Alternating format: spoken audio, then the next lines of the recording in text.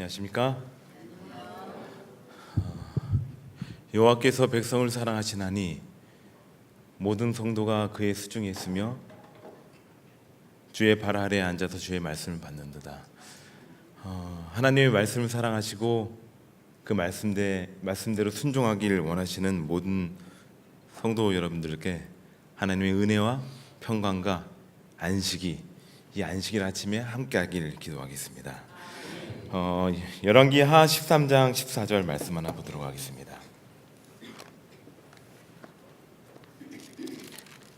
열왕기하 13장 14절입니다.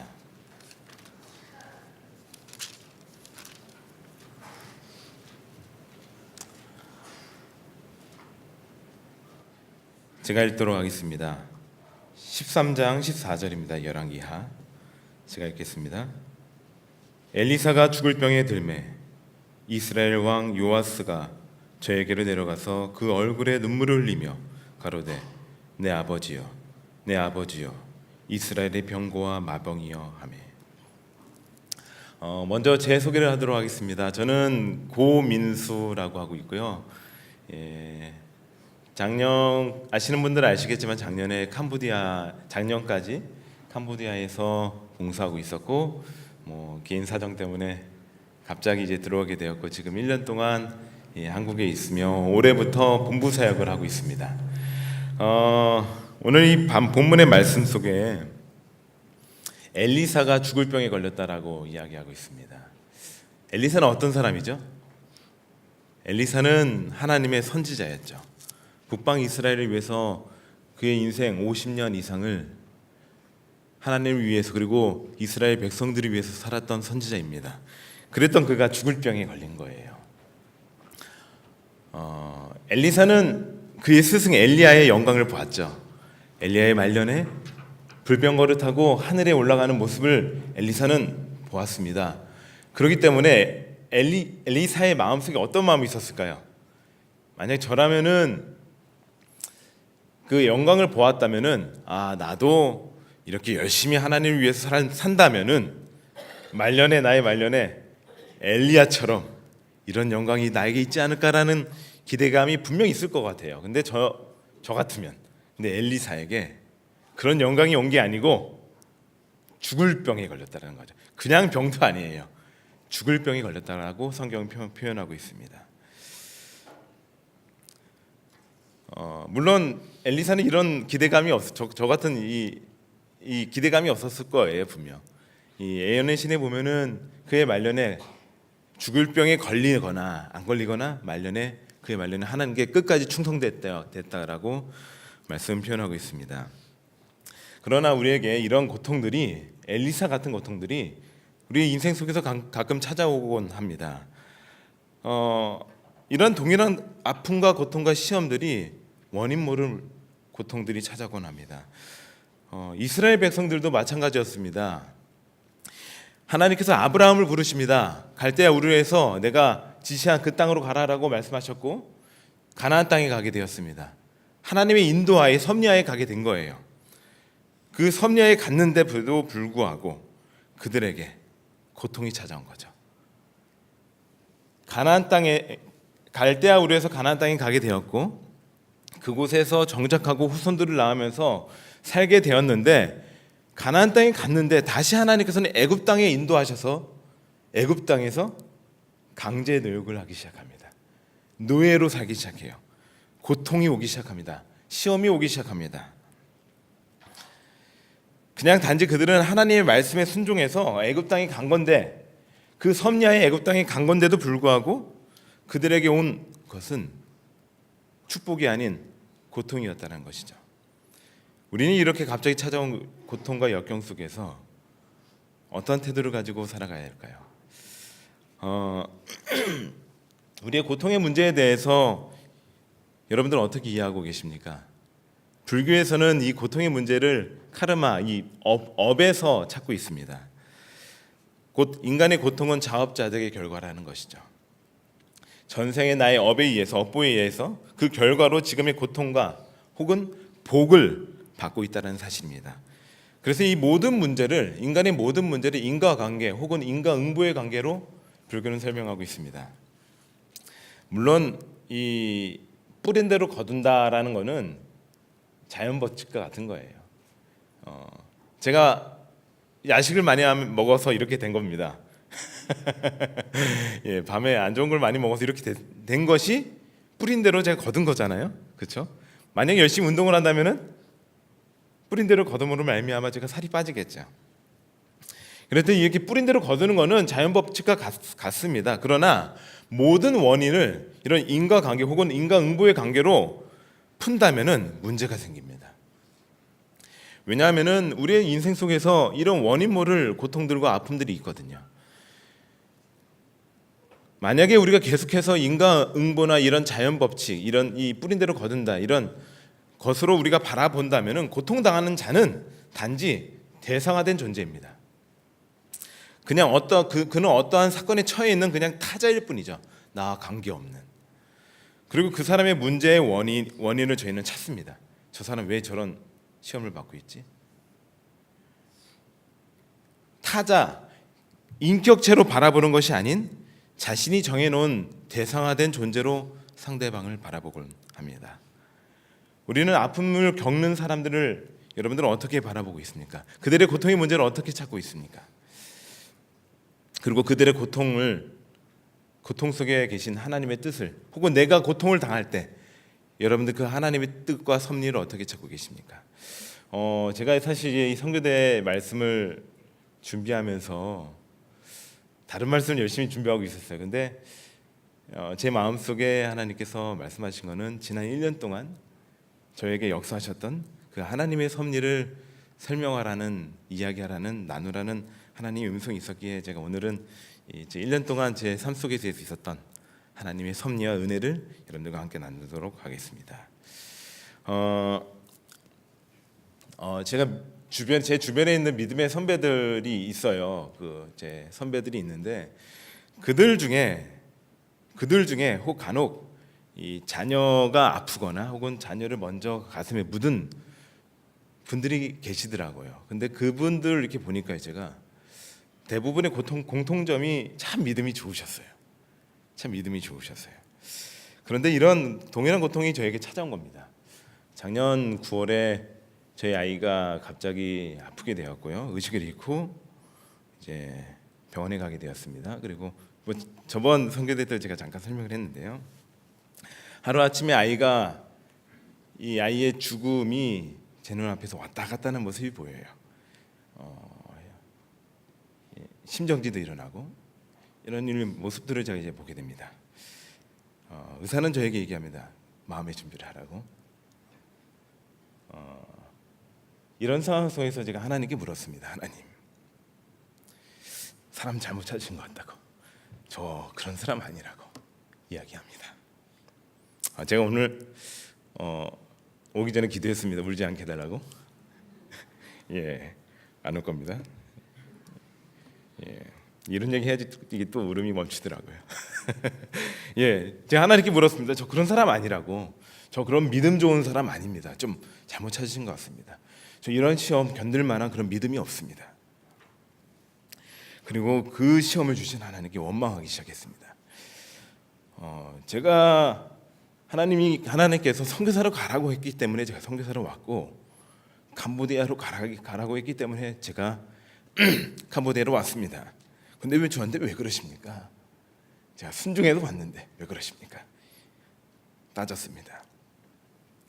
그런데 이제 병마와 싸우고 있는 제 아이를 이렇게 보니까요, 제 아버지로서 할 수 있는 거는 딱 한 가지밖에 없더라고요. 우리 이 아이를 창조하시고 낫게 하실 수 있는 분은 우리의 창조주 하나님밖에 없다는 사실을 제가 깨달았습니다. 그리고 하나님을 의지하기 시작했습니다. 그리고 회개합니다.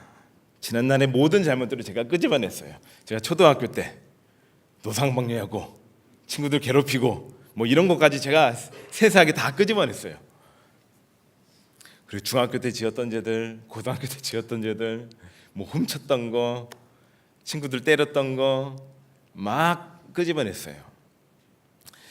그리고 제가 특별히 선교지에서 행했던 수많은 죄악들을 회개하기 시작했습니다. 왜냐하면 이 모든 일들이 내 죄 때문에 일어난 것 같아요. 내 죄 때문에 이 아이가 지금 고통받는 것 같아요. 그래서 기도합니다. 하나님, 제 잘못이니까 저에게 벌 주시고 제 아이는 이 7개월밖에 안 된 이 아이는 제발 살려달라고. 그런데 제가 이거 잠시만요. 그런데 제가 가만 생각하니까 저희 하나님은요, 이런 인과응보의 하나님이 아니었어요. 인과관계 속에 계신 그런 하나님이 아니세요. 이렇게 생각하면서 나락으로 떨어져 있는 저에게 수많은 분들이 용기를 주셨고, 그분들 덕분에 제가 다시 일어나게 되었습니다. 한 분은 이야기합니다. 하나님의 뜻은 지금 모르겠지만은 하나님께서는 치료를 원하시는 하나님이시라고. 또 한 분은 얘기합니다. 서진이가, 제 둘째가 서진인데, 서진이가 어젯밤 꿈에 멀쩡한 모습으로 제 꿈에 찾아왔다고. 또 한 분은 얘기합니다. 하나님께서 우리 서진이를 크게 사용하기 위해서 이런 시련을 주시는 것 같다고. 또 한 분은 믿음이 많이 흔들리고 있었는데 이 서진이 때문에 기도하기 시작했고 자신의 믿음이, 신앙이 회복되었다고 이야기합니다. 그리고 또 캄보디아에서 그 주치의였던 의사는 고백합니다. 제가 얘기했거든요. 저 선교사라고. 그랬더니 그 친구가 그렇게 얘기하더라고요. 서진이가 기적적으로 살아났어요. 그러니까 그분이 이야기합니다. 당신이 믿는 하나님은 정말 살아계신 것 같다고. 제가 이런 이야기를 듣다 보니까요, 제 마음속에 확신이 든 거는 하나님은 살아계시고 분명 이 일을 통해서 어떠한 일을 보여주시길 원하시는구나라고 생각을 했습니다.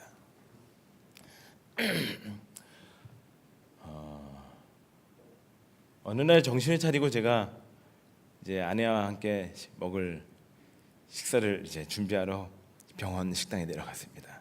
음식을 주문하고 아무 생각 없이 제가 핸드폰을 켜고 뉴스 기사를 보고 있었어요.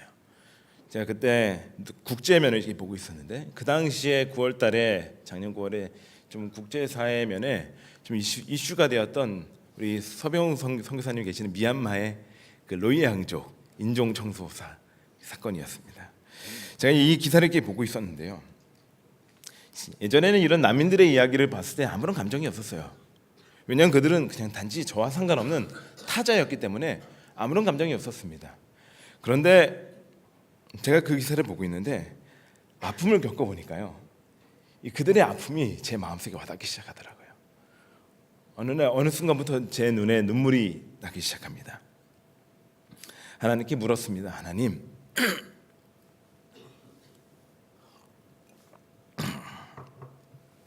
지금 제가 느끼는 이 마음은 어떤 마음입니까? 하나님께서 대답하십니다.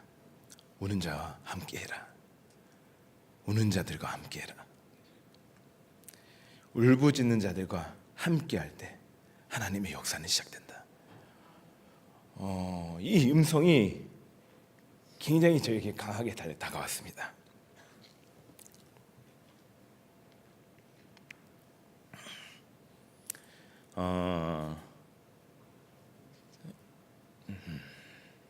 죄송합니다.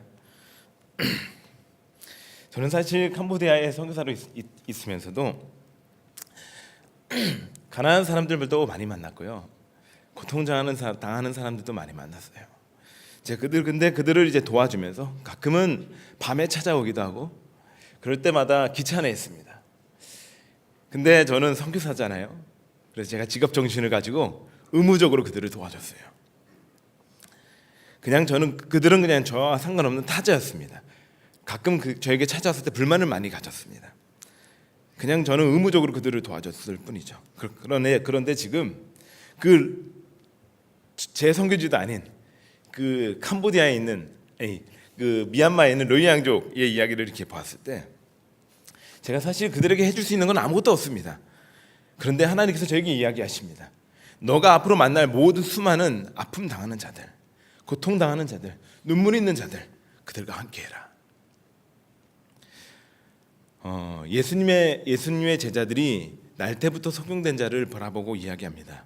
예수님, 소경된 자, 저 사람, 이 부모의 죄 때문에 저렇게 됐습니까? 아니면 자기의 죄 때문에 이렇게 되었습니까? 이 제자들의 생각 속에는 소경된 자는 단지 대상화된 존재였습니다. 죄악 때문에 생겼다라는 그들의 편견 속에 있는 타자였을 뿐이에요. 타자.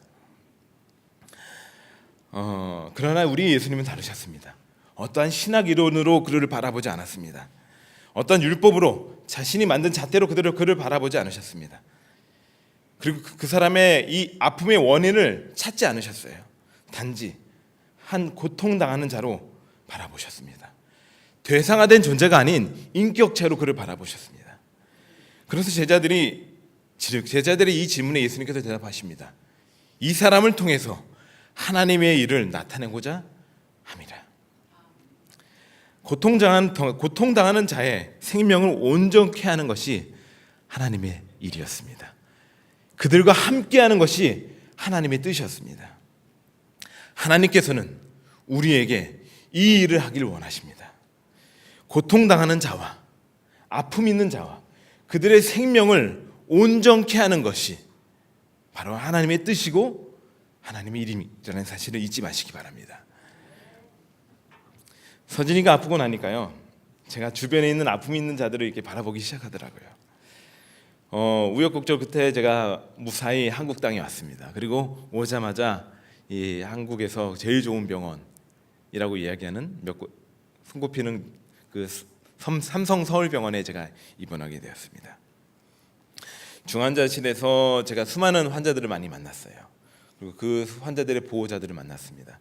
하루아침에 아이가 뭘 잘못 먹어가지고 바이러스가 침투하고 하루아침에 아이가 이 죽음의 고통을 느끼는 그런 부모님들도 만났고요. 아무튼 수많은 이 부모님들을 만났어요. 보호자들을 만났어요. 제가 그분들과 이야기 나누면서 해줄 수 있는 건 아무것도 없었습니다.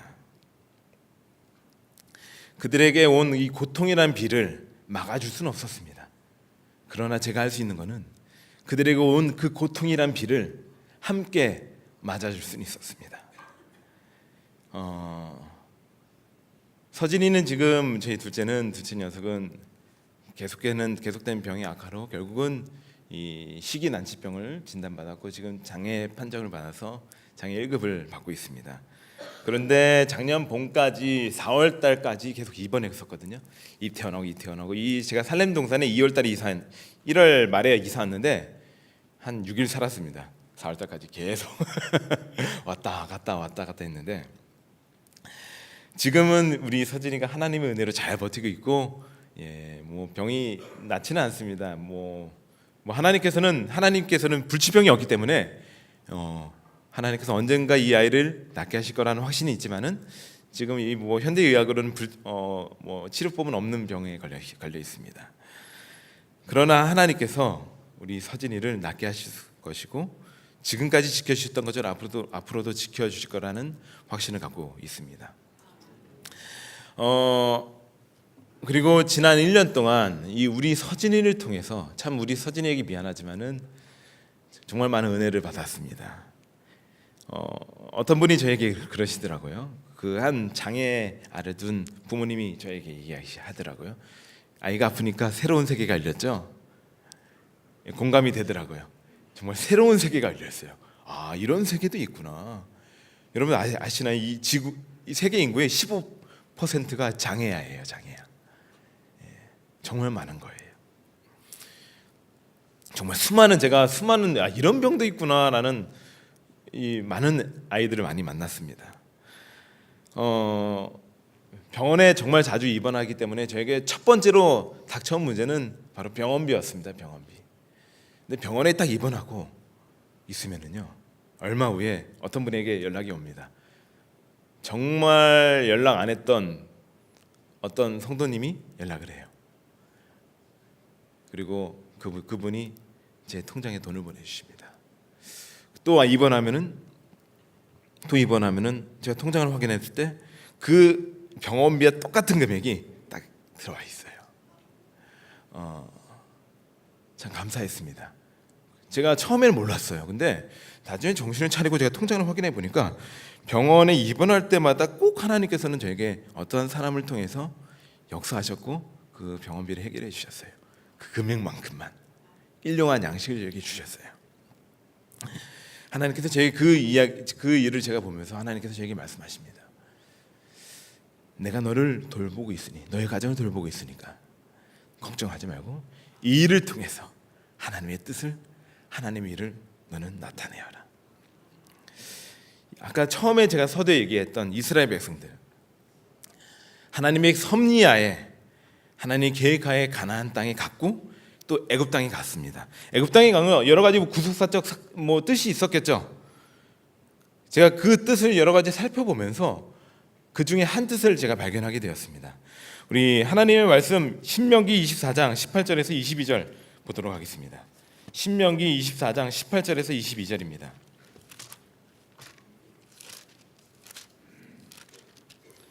(24장 18절에서 22절입니다) 제가 읽도록 하겠습니다. 신명기 24장 18절에서 22절입니다. 18절입니다. 너는 애굽에서 종이 되었던 일과 내 하나님 여호와께서 너를 거기서 속량하신 것을 기억하라. 이러므로 내가 내게 이 일을 행하라 명하노라. 내가 밭에서 곡식을 벨 때 그 한 뭇을 밭에 잊어버렸거든. 다시 가서 취하지 말고 객과 고아와 가부를 위하여 버려두라. 그리하면 내 하나님 여호와께서 내 손으로 하는 범사의 복을 내리시리라. 내가 내 감람나무를 떤 후에 그 가지를 다시 살피지 말고 그 남은 것은 객과 고아와 가부를 위하여 버려두며, 내가 내 포도원의 포도를 딴 후에 그 남은 것을 다시 따지 말고 객과 고아와 가부를 위하여 버려두라. 22절입니다. 너는 애굽 땅에서 종되었던 것을 기억하라. 이러므로 내가 내게 이 일을 행하라 명하노라. 하나님께서 이스라엘 백성들에게 이야기하십니다. 기억하라. 기억하라. 기억하라.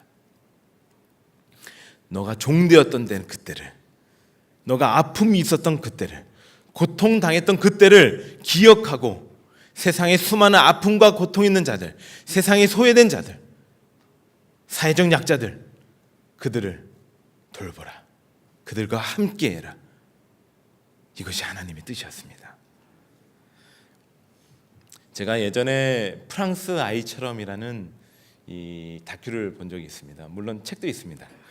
그 다큐에서 제가 굉장히 재밌게 본 게 있는데, 이 한국 엄마와 프랑스 엄마를 이제 비교하더라고요.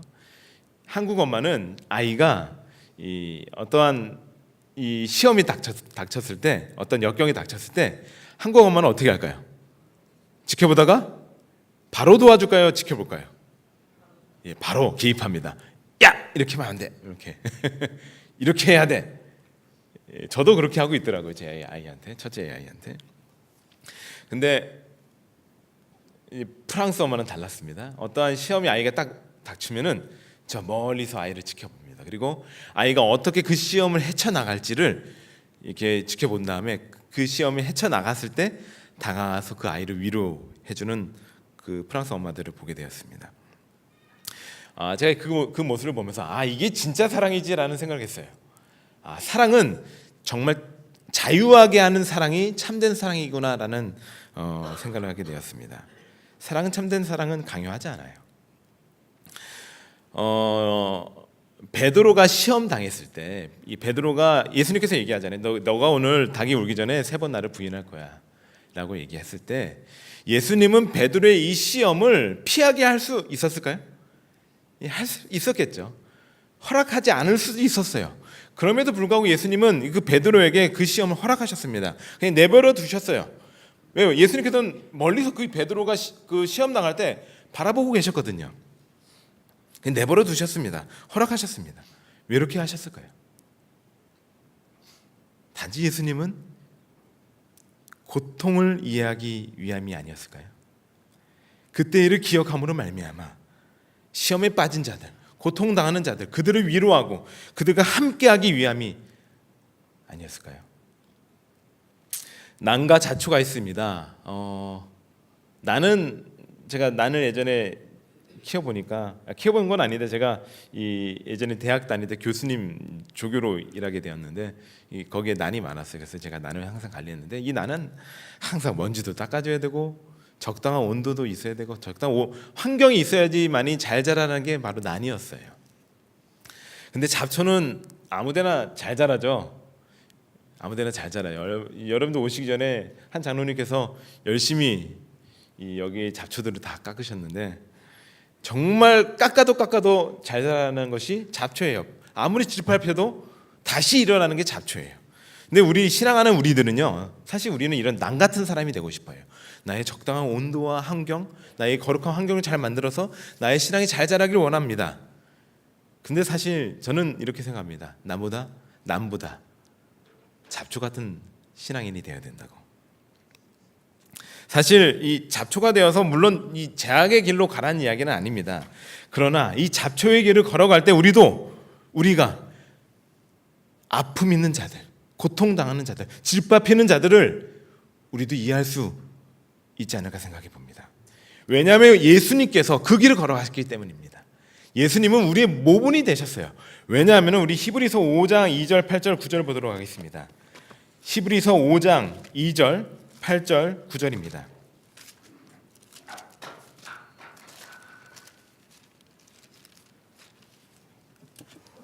히브리서 5장 2절, 8절, 9절입니다. 제가 읽도록 하겠습니다. 2절 다 같이 한번 읽어볼까요? 2절 시작. 저가 무식하고 미혹한 자를 능히 용납할 수 있는 것은 자기도 연약에 쌓여 있음이니라. 8절입니다. 그가 아들이시라도 받으신 고난으로 순종함을 배워서 9절. 온전하게 되었은즉 자기를 순종하는 모든 자에게 영원한 구원의 근원이 되시고. 우리 예수님께서는요, 연약했기 때문에, 고통을 당하셨기 때문에 우리를 이해하실 수 있으셨고 우리의 위로자가 될 수 있으셨습니다. 예수님은 탄생부터 고통이셨습니다. 탄생하자마자 그분은 고난의 길을 걸어가셨어요. 탄생하자마자 자신의 고향을 버리고 고향을 떠나고 애굽으로 떠나게 됩니다. 탄생할 때 자신 때문에 수많은 아이가 죽게 되었습니다. 가난한 집에서 태어나셨습니다. 노동을 하셨어요. 그렇기 때문에 공생의 기간 동안에 자신의 머리를 들 곳도 없으셨어요. 그리고 결국은 십자가의 고난을 받으시고 돌아가셨죠. 그러기 때문에 그 아픔을 아셨기 때문에 고통을 당하셨기 때문에 인간의 아픔과 고통을 아셨고 그들의 눈물과 함께 하셨다라는 것입니다. 그들을 위로할 수 있었다는 것입니다. 이런 예수를 우리는 바라봐야 합니다. 이런 예수를 바라봐야 됩니다. 그리고 이런 예수를 묵상해야 됩니다. 그럴 때 우리도 예수님처럼 이 세상을 품을 수 있고 위로할 수 있다는 사실을 잊지 마시기 바랍니다. 이런 예수를 우리가 바라보지 못한다면요, 우리는요 욥의 친구들처럼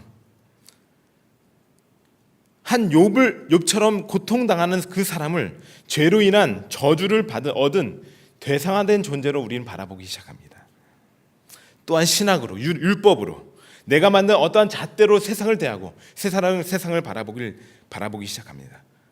그런 자들은 우리가 그렇게 예수를 바라보지 못하고 세상을 내 만든 잣대로 율법으로 바라본다면 우리는 절대 참된 예수를 발견할 수 없습니다.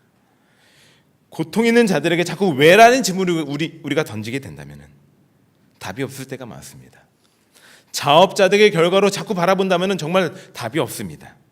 그러나 우리가 할 수 있는 것은 예수님처럼 단지 그들과 함께 울어주는 거예요. 그리고 우리가 만약에 그 고통이 찾아온다면요, 사실 이 고통이 찾아왔을 때 고통을 피할 수 있으면 피해야 됩니다. 그럼에도 불구하고 고통이 찾아올 때 여러분들 잊지 마시기 바랍니다. 아픔은 타자를 향해, 고통당하는 타자를 향해 나아갈 수 있는 문이라는 사실을 잊지 마시기 바랍니다. 고통당하는 자들에게 해석하려 하지 말고 그들과 함께 비를 맞을 때 우리는 더 예수께로, 더 재림으로 갈 것이라는 사실을 잊지 마시기 바라며 말씀을 마치도록 하겠습니다. 기도하겠습니다.